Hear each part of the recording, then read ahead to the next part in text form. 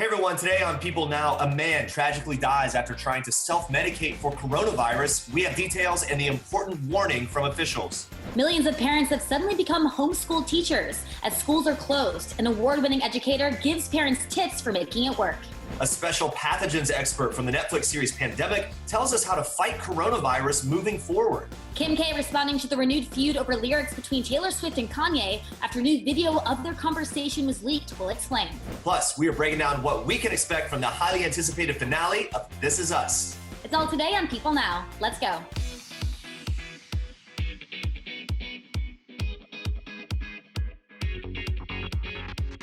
Hey, what's up, everyone? Welcome to People Now. Good to see you. Hello, Andrea. What's up? Happy Tuesday. Okay, so for people that are at home looking for things to binge watch, I have two words for you. Tiger King. It's Yes. on Netflix. I just discovered it.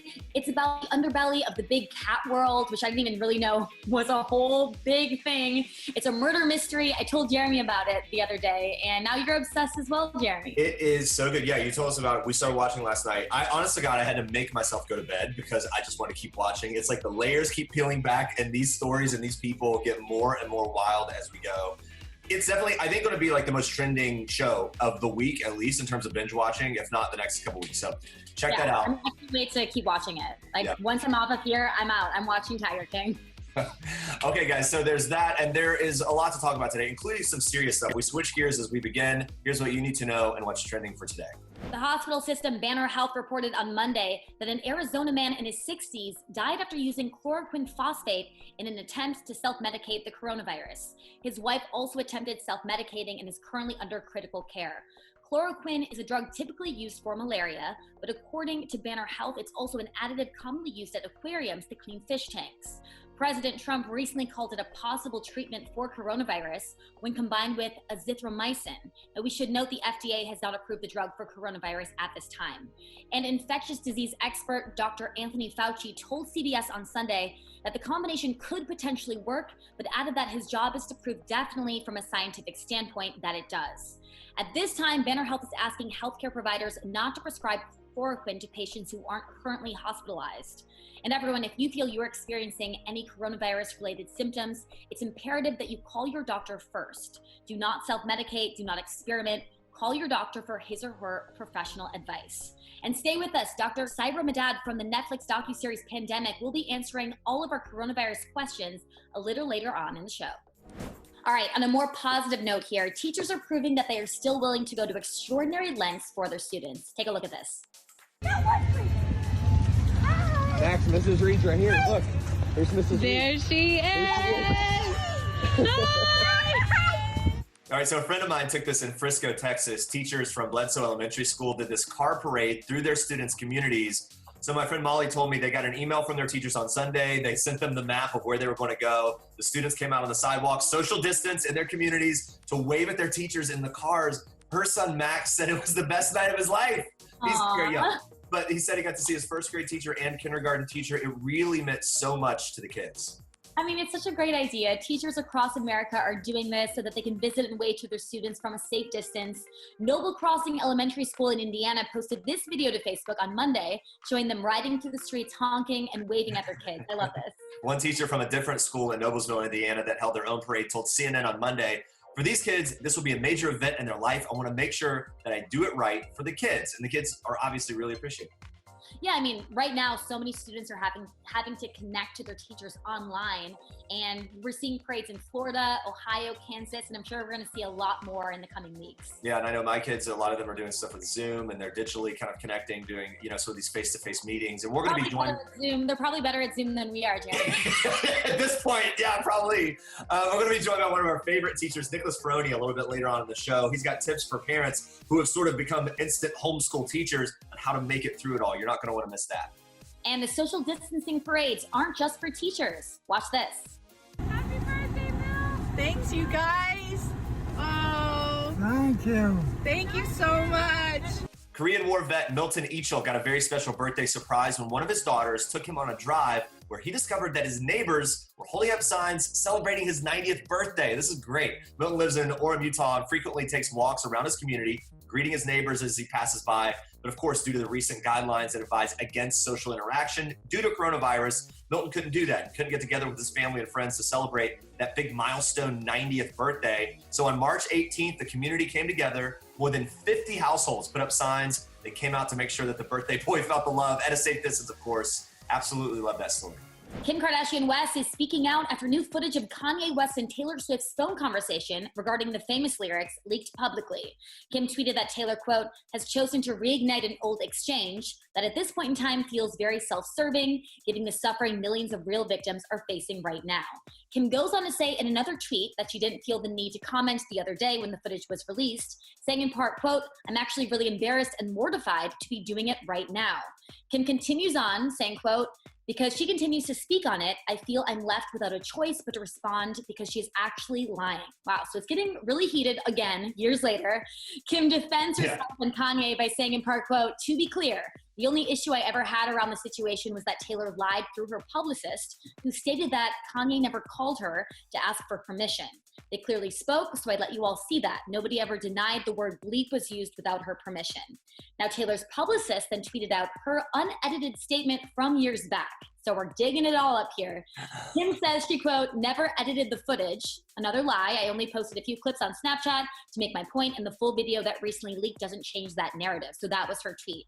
Now, after a few more tweets about Kanye's right to document his journey, Kim says, quote, this will be the last time I speak on this because honestly, nobody cares. Sorry to bore you all with this. I know you are dealing with more serious and important matters. So there's a lot going on here. It's pretty crazy. What's funny though is when Kim tweeted about not editing the videos, everyone was saying, honey, that's what editing is. You're only releasing portions of it. It's precisely the thing. But it's crazy that of all times now, this is kind of digging back out, and we'll see. She might not comment about it, but I have a feeling Taylor will have more to say, and we'll see what Kanye has to say moving forward as well. So anyway, we'll keep tabs on that for sure. Yeah, I mean, it's just crazy because Kim has so much going on with her life. I'm surprised she's even paying any attention to this, but either way, we will definitely keep you posted. I know that what I do is important to my patients, but what am I doing to myself and my family? Within 1 month, the virus can spread throughout the country. A month after that, widespread throughout the world. The next pandemic is going to start. We just don't know where or how, but we know it will. That poses an existential threat to us as a species. All right, guys, the docuseries Pandemic, How to Prevent an Outbreak premiered on Netflix in January. The real story of the efforts to stop a global outbreak, more relevant, obviously, now than ever. We're joined today by one of its stars and one of our country's leaders in the field of public health, special pathogens expert, Dr. Syra Madad. Thank you so much for being here. It's good to talk to you. Thank you for having me. This series was already scheduled months ago to come out now. The timing is obviously uncanny. As you are seeing this coronavirus outbreak continue to spread and move into new phases, what is the feeling for you? What's it like for you to watch it and to be a part of a team that is involved in dealing with it? Well, this is something that we've been preparing for, and we knew that, infectious disease outbreaks are inevitable. It's not, you've probably heard it many times, it's not a matter of if, it's a matter of when. And this is why we need to continue to maintain our state of readiness, continue to prepare for these types of events, because we know that they are going to be catastrophic if and when they do occur. And exactly what's happening right now, we're at the very early phase of this current pandemic here in the United States. Cases are going to continue to grow. They're going to continue to ramp up. Hospitals will get overwhelmed. It's just inevitable. But there's things that we can all do to make sure that does not happen, or at least reduce the peak. And so seeing this all play out, obviously it's very unfortunate, but this is why we need to continue to invest in preparedness. We need to continue to invest in global health security. We're getting a lot of messages from the administration on ways to move forward. What's the most important message you are hearing? The first and foremost most important message is really speaking first with one voice. You're hearing a lot of people say different things at the federal level, which is causing a lot of confusion and really distrust in the American people. And this is a time where we need to come together and we need to educate the American people to let them know what is happening and what they can do to help reduce this overall pandemic. And if you're going to provide misinformation or hide facts, that's not going to hurt. That's not going to help anybody. It's actually going to hurt the situation. So that's the very first thing, is making sure that we're actually having science speak and let the facts speak for itself. You know, we need to give the American people the information that we have, good or bad. And really, that's also what the governor of New York has been doing. He's been very candid, giving all the information that is readily available, and not sugarcoating it. And we really need to make sure that we're educating the people. And this is not the first time we've been in this situation. During the 2009 H1N1 pandemic, once we were able to educate the public, we actually did see that they responded well. They were able to take on social distancing, and they were able to take on some of the public health measures that were implemented. But this is where we wanted to make sure people are informed, they're going to credible sources, and that we're all speaking with one voice. Most important thing that we should do now, do you agree, social distancing, staying home, right? Absolutely. So there's a couple of things. Social distancing is the most important, making sure that we're not in contact with other individuals, because it's not just about us, it's about our family, it's about our loved ones, it's about our community. And every one of us has a role to play in outbreak response. The other thing people can do is, besides social distancing and the everyday measures that we talk about, washing your hands, cleaning high-touch surfaces, you know, respiratory hand etiquette, like covering your cough and sneeze. The other thing is really making sure that you're staying healthy, right? And what that means is that if you have diabetes, if you have hypertension, make sure that you get those things under control, because if and when you do contract coronavirus disease, and a large population will contract coronavirus disease, it's just one of those things that's inevitable, if you will, is to make sure that you're healthy, because again, a healthier individual has higher chances of having a more severe case, if you will. And so that, you know, hypertensive medication that you've been holding off on, make sure that you start taking it now, making sure that you are continuing to maintain your own health. A lot of people confused about different things. What is one of the biggest myths that maybe you are seeing be passed around that you'd like to debunk, or be sure that people realize, hey, that's not quite right? So a couple of things I think that have kind of come to my attention. And I guess the first is people are going to websites that they think are true, or they're reading articles on social media that they think are true, like holding your breath for 10 seconds. And if you can't, then you have, you know, coronavirus disease. A lot of those things are all myths. So first, making sure you're going to credible sources. And when I say credible sources, go to the CDC website, and even more importantly, go to your local health department's website, because each response is different at the local level. So you're seeing what's happening play out here in the state of New York, here in the city of New York City. And the public health response is different than what you're seeing in Utah or, you know, another state. So making sure that you're going to your public health website. The second is, again, keeping informed, knowing what's going on around you. And I think people really need to operate under the pretense that community transmission is all around us. So whether you're in a place where there hasn't been reported cases of coronavirus disease yet, or there's just still a handful, it's just always good to operate that it's already in your area, because we don't know if it is or not. Diagnostic capability is still ramping up across the nation. And so making sure you're taking on these everyday measures, social distancing, making sure you're staying healthy, so that way we are able to address this global pandemic. It makes a lot of sense to, as I've heard many officials say, presume you have it, act in a way as if you are infected, and protect yourself and others in that way, because obviously, even if you get tested at this point and it's a positive, for the most part, we're going to be told to do the same thing, which is stay in, deal with the symptoms, deal with the things, isolated to some degree. Let's talk about this. The first scene in Pandemic, kind of shocking, doctors rushing to triage patients. This is obviously a simulation for the series Pandemic. Now, as we watch it, it's like, man, that seems like it could be pretty real. You do training for hospitals and doctors in New York City. What is the most important thing that they need to be equipped with, or that maybe the procedures that they are now fully aware of and maybe will be stepping into as this spreads and becomes an issue for hospitals?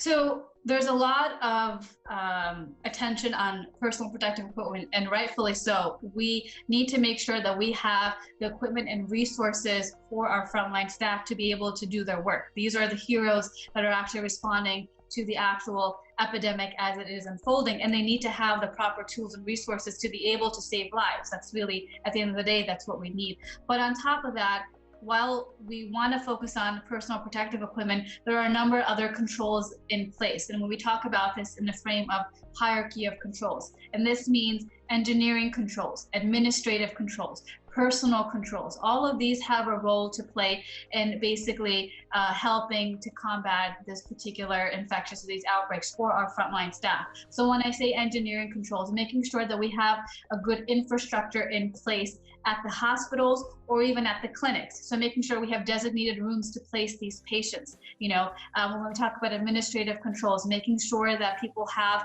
the checklist and the resources and the clinical definition that is constantly changing, to making sure that they know how to treat these patients. So these are all things that need to happen simultaneously to be able to address this particular global pandemic.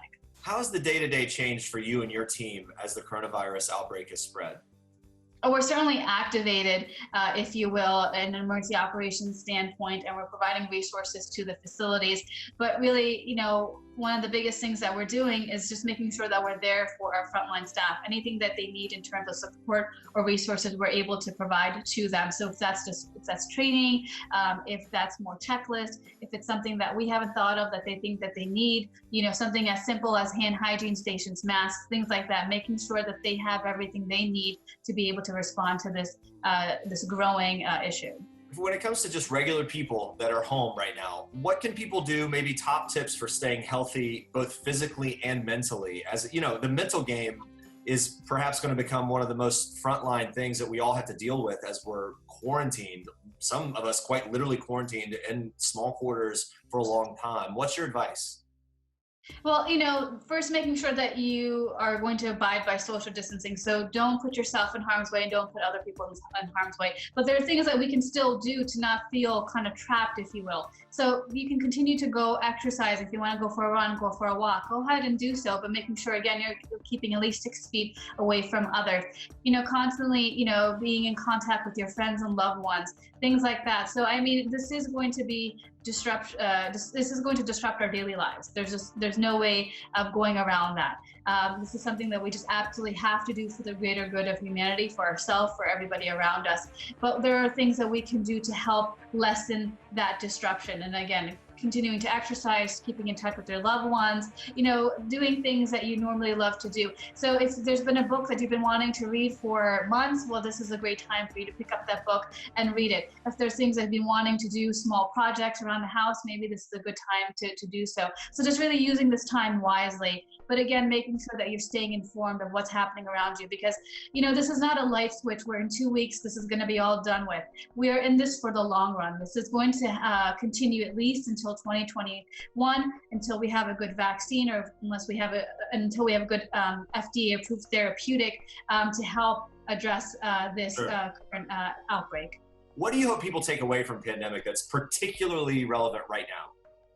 Well, the biggest thing is it's inevitable. These things are going to continue to happen. So while we're dealing with coronavirus disease right now, the next one is going to happen right behind us, just in a matter of time. And so for the biggest thing we need to also do is not only address the current pandemic we're in, but we need to look at the future pandemics that are going to come down the pipeline and prepare for those. And the time to prepare for those other future outbreaks is now. So the things that we do now will ultimately affect our future, response to these other outbreaks. And so one of the biggest things that you probably hear about is funding. And so for hospitals, we get funding through this hospital preparedness program as just one avenue to help maintain our state of readiness and to continue to do drills and exercises and maintain our front lines ability to respond to these incidences. And so just making sure that the funding is there. We're continuing to provide the funding to hospitals and healthcare delivery systems around the nation. All right, we'll end on a light note. When you're not watching your series on Netflix, Pandemic, what are you watching? I'm watching my kids, one of them just walked in through the door right now. I was supposed to be watching them, but he's here with his little monkey, so that's what I'm watching right now. Well, we're in a similar boat. Mine are upstairs doing their thing, but anyway, we all, of course, appreciate your input, your perspective. Thank you for sharing with us and for taking some time with us today. Thank you for having me. All right, stay with us. We have one tasty recipe that you can try at home. Plus, what we can expect from the intense This Is Us season finale that's coming up. You guys are very excited and happy to be joined by an award-winning educator and one of people's favorite teachers, Nicholas Ferroni. Nick, thanks for being here. Thank you so much. Thanks for having me, Jeremy. It's a wild time in the education world across the country. What is happening in my house and many homes across the country is parents are becoming sort of instant homeschool teachers, right? Like we're having to carry out some of the classroom assignments day to day. We've got an iPad, a couple iPads. My wife's in the other room with our second grader and our preschooler trying to get through this. Give parents tips, maybe your top tips for how to make this transition into being an effective homeschool teacher. So would you say that you have a newfound appreciation? You've always appreciated teachers, but do you think parents over the country now I have understand? always appreciated teachers for many different reasons, but man, it is, every day it's getting more and more intense. I mean, joking aside, this is such a surreal time. And I mean, as educators, it's funny, people say those who can't teach, like those who could teach, we could adapt to anything. And overnight, we had the transition to helping out you guys and parents, basically to online teaching and basically do what we do in the classroom, but online. For parents, I can imagine how overwhelming it is because now you're getting all these resources from teachers and now you're kind of like our substitute in a sense. You are a substitute teacher. You're getting the lesson plans and now you have to relay that information and explain it so that way your children or child understands it. Right. My best tips would be to be a learner. Go online. There's a ton of resources. Millions of teachers all over the country are sharing resources on social media, on Twitter, on different pages, just to assist parents depending on their subject area and their need. That would be my biggest tip, is to be a learner yourself. You're going to have to learn while you're teaching your child how to learn, because a lot of stuff you're not used to. It's not as simple as people think. So I would say learn it yourself and then provide that material to your child, but also look for resources, whether it's visual, videos, different sample lessons, different outlines, different activities.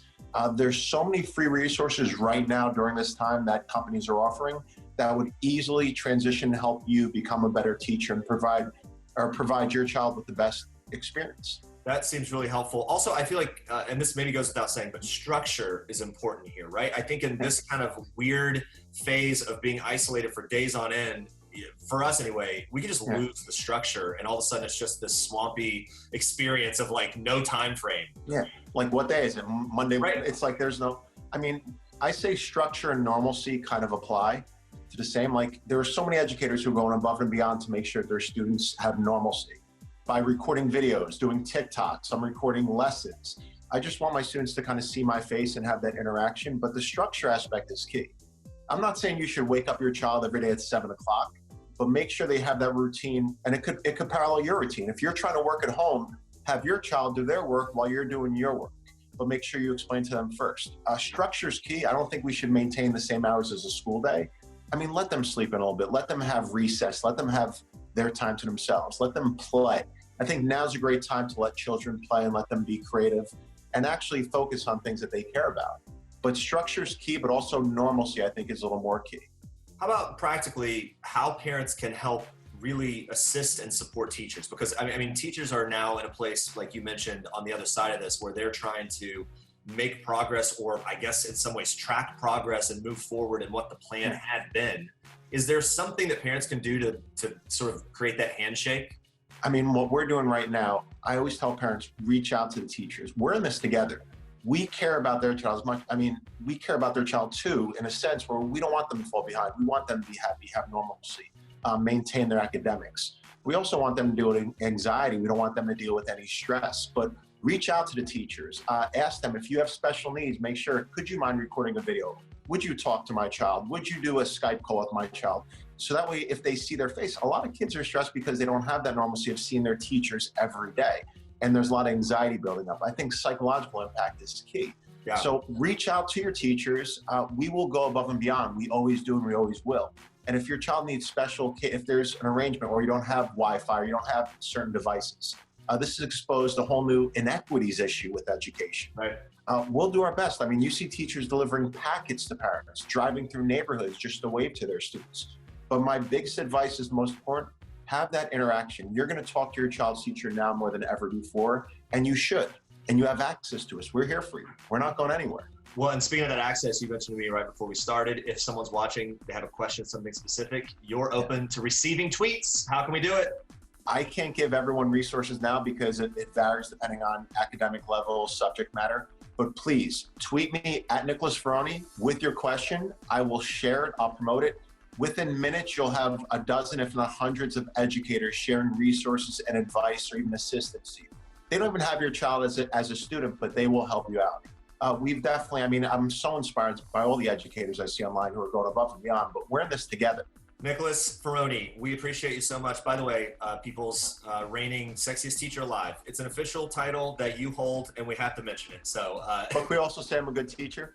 And you're also a great teacher. Turns out, good at the teaching part too. And you're right. In all seriousness, we do appreciate the work that you're doing as so many teachers across the country, as it's all being changed in real time and kind of keeping up with it. Thanks for all your advice today. Well, if you need a history lecture, just let me know. I'll FaceTime with your kids. You and your wife could relax and get situated. Perfect. I'll take you up on that. Thanks so much. Thank you, Jeremy. Bye-bye. All right, so here at People, we've been keeping tabs on celebrities and how they're social distancing, but we get it. It can be kind of tough to relate our home lives to theirs. Well, one Canadian dad, David Freiheit, agrees. So we decided to highlight these differences in a hilarious new video. Take a look. I just saw Arnold Schwarzenegger's video on how to relax while in quarantine. These matches don't work. Let's try that again. I was just watching Arnold Schwarzenegger's video on relaxing in a quarantine. I figured I should probably smoke a stogie in the jacuzzi as well, except I don't have a cigar, so I'm gonna smoke a pine cone. I'm just joking, I don't smoke cigars, they're bad for you. When you have 3 kids and 2 dogs, quarantines are not all about jacuzzis and smoking cigars, are they? No.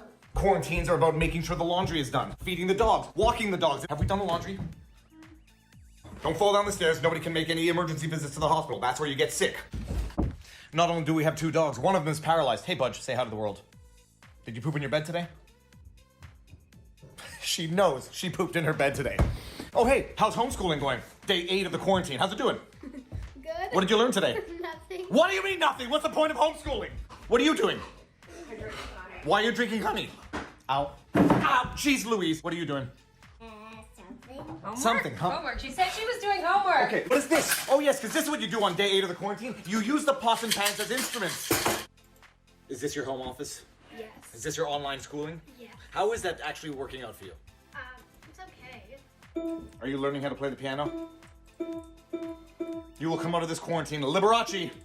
I recently tricked the kids and told them they could watch as much TV as they want, provided it was Blue Planet, Planet Earth, or something educational.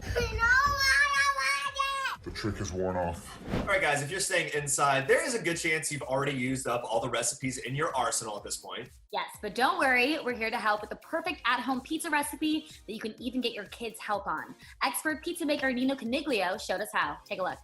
Some hacks for practical, hey, I'm just at home, I want to make a world-class pizza. Absolutely. So, the key is, fermenting your dough the right way. And, if you go to our website at Brooklyn Pizza Crew or Caputo Flour, we have like a bunch of recipes you guys could use. Okay. For the fermentation and all that. Okay. Yeah, for the fermentation, you want to have like a well-fermented dough. But then from there, it's just about the stretch. You guys want to try out? Yeah. Okay, you got that. Yeah. We're going to do it done. Running out. Do a little toss. Okay, I'll do the toss. You take it. Okay, do the toss. Yeah. Nice. Look, this guy, you might. Yeah, I know. Yo, you might have a future with this. Yeah. If this thing doesn't work out. I might take you under the wing. Who knows? All right. So yeah, then you want to stretch out your pizza, not too much flour, and then we use chow tomatoes, which are canned, grown, and all in Italy, all in the Campania region. Which Caution, you will get flour all over your jacket. Yeah. FYI, that's just a warning. Sauce smells so good. And then what are we doing now? So now we're putting Pecorino Romano cheese. Yeah, is that your favorite kind of cheese to put on pizza, or do you have a favorite? For the sauce, I love it. It's just like you can't have a classic New York style pizza without that. And then a little bit of oregano. Oregano, I mean, of course. A little bit of mozzarella. Can we talk about a controversial topic? Sure. Pineapple. No. Okay, look, No pineapple on pizza, yo. I'm one of the biggest proponents out there. We fight a lot. Yeah, well, our Italian executive but producer is very happy with you She right says now. you're not a true Italian. She's been if fighting you us about like this all week. pineapple on pizza. You can't do it. You can't do it. It's just, it's become like such a symbol of, I don't know, the Americanization of pizza or something. So you got the mozzarella there, you got it all spread out. Then from there, you know what I'm saying? You throw some sausage, you throw some pepperonis. Oh, wow. So we put on the sausage, raw, it cooks right in the oven. And then these are cup and char pepperonis. If you look over there, you see how these are the old school pepperonis, and I'm so glad that they came back. Oh, you know delicious. what I mean? Yeah. It used to be like. I am seeing that a lot in New York pizza, especially. The smaller, more traditional pepperoni. Absolutely. It was around when I was a kid, and then they just kind of disappeared off the face of the earth. Are you an olives guy? Do you like olive on pizza? I don't like olives. I wasn't when I was a kid, but I like these like Sicilian oil cured olives. They're like amazing. All right. Yeah, a little basil. So wait, what's the biggest mistake you think people make when they're making a pizza at home? What, you know what I mean? So, like just to kind of like really nail it. It takes, I mean, it's just, you know what I'm saying? Practicing like opening it, practicing taking it off the peel, getting the right stuff. In the oven over here, we have this is called a baking steel. These things are incredible. You guys actually have this in your studio, which is amazing. There you go. How hot? How hot should the oven be? So you want your oven to be as hot as possible. So usually ovens go out to around 500 degrees. Okay. You want it So around crank there. it. So you put it in. Okay. Yeah, crank it up, and then you just kind of like Are we slide this putting that thing in the there. middle, the bottom? Where are we putting it? Yeah, you put it right on the stone. But on the top. Yep. So, you know, like multiple trays. That's it. I don't know. Okay, there you go. And then how long in there? So it's about 10 minutes inside the oven.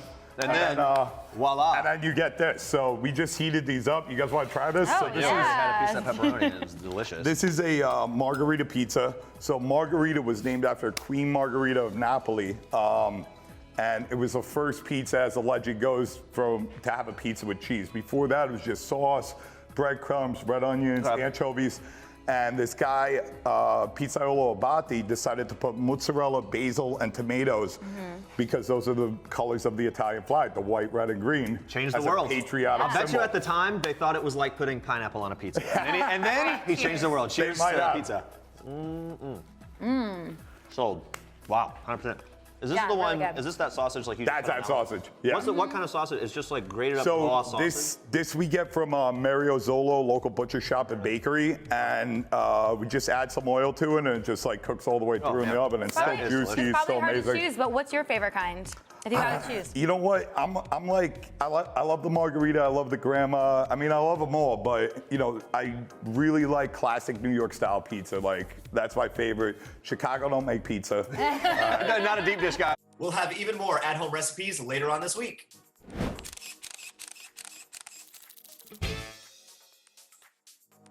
I've been a good son, Mom. I've been a good son, and I've never asked you for anything, but I am asking you for this now. And I need you to say it. You are going to St. Louis. You are going to do this clinical trial. All right, that was the emotional moment that ended last week's episode of This Is Us with Mandy Moore's Rebecca ultimately and tearfully saying yes, that she would go do the Alzheimer's clinical trial in St. Louis, even though she earlier said she didn't want to go. It was a big moment. On tonight's season 4 finale titled Strangers Part 2, an echo to the season premiere titled Strangers, will viewers see the fallout from that phone call? Well, Justin Hartley, who plays Kevin, previously told People exclusively that Kevin and Randall's biggest quarrel could be just around the corner, especially since Rebecca was adamant about, quote, spending her good years before running out of time and not wanting to do that trial. We saw earlier in the season a flash forward that the brothers are not speaking at their 40th birthday, and perhaps speaking of what caused that rift, Hartley also said an upcoming big fight between Kevin and Randall, quote, turns into one of these things where it's like, look, if this is the way it's gonna be, you're not gonna be in my life. It is brutal. Sterling K. Brown also previously told People, quote, there's harmony to come from the siblings, from these two brothers, but that's what makes the fact that you know they're not speaking to each other within a year all the more heartbreaking. And you'll see that kind of play itself out during the finale of the season. Chrissy Metz, who plays Kate Pearson, the other member of the Big Three, said she was a mess after reading the script for the finale. She went on to tease, saying that there's a lot to unpack and it's going to be a doozy. Milo Ventimiglia also weighed in, saying just get ready for the finale, adding, it's heavy, it's beautiful, and it's really incredible. Season 4's finale takes place as the Pearsons gather to celebrate Kate and Toby's son Jack's first birthday in Los Angeles. Two of the show's executive producers also teased to Entertainment Weekly that the finale also takes place in a lot of timelines. The producers said they think, quote, people are going to be really satisfied. What exactly happened between Kevin and Randall? We'll get to that by the end of the finale, and then we'll be throwing in some new questions that people won't see coming, because how could they? To see how it all goes down, make sure you watch the season 4 finale of This Is Us. It's tonight, 9 p.m. Eastern on NBC. All right, guys, coming up tomorrow. From reality TV to our favorite throwbacks, we're sharing our picks for what to binge watch as we all continue social distancing. Thank you so much for watching. Stay safe, stay healthy, and we will see you tomorrow.